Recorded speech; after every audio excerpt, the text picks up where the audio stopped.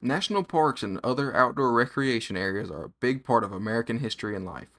What would we do without the beautiful nature this land provides us? Humans typically are harmful to the environment, but many want quite the opposite. I'm Mr. Birch, and this is a brief history about how Americans wanted the environment to thrive through the CCC. You may be asking yourself, what is the CCC? The CCC, or Triple C as I call it, is the Civilian Conservation Corps. Before we dive into what they are and what they did, let's set the scene. It's the 1930s. Poverty and unemployment plagues the nation. Lumber companies wiped out major amounts of the tree population, plains were turning to dust, and erosion was taking its toll on the environment.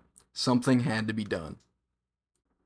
Enter the CCC, founded March 1933.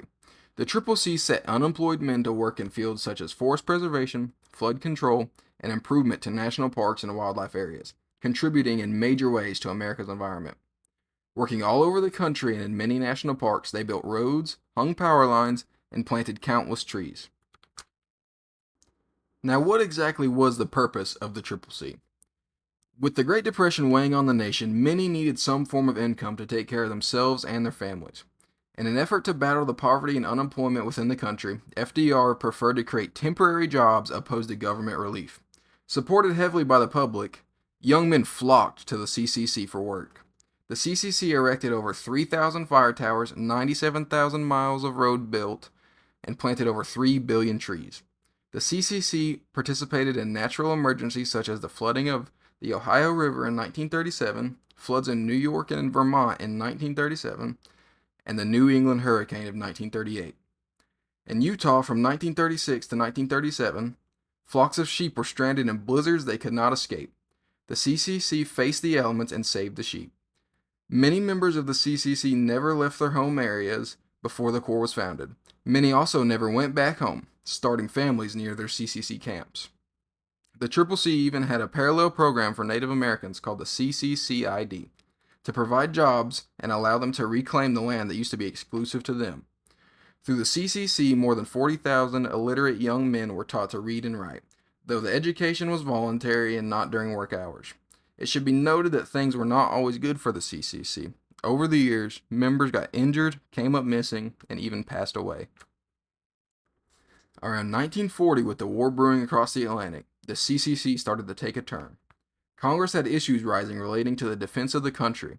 Because of this, the popularity and prestige of the CCC starts to fade. Congressmen that opposed FDR's New Deal gained some following in calling for the termination of the Triple C. By the midpoint of 1941, the CCC was in hot water. Lack of applications and desertions played a key role in this. Indications of the public's opinion changing also plagued the CCC. Many who once supported the Corps were now questioning its necessity. Many agreed they still had a purpose, but saw defense as the number one priority. With the tragic events of the Pearl Harbor bombing, it was obvious the war effort was where attention was needed. The Joint Committee of Congress investigated all federal agencies to determine what was essential. The CCC did not make the cut.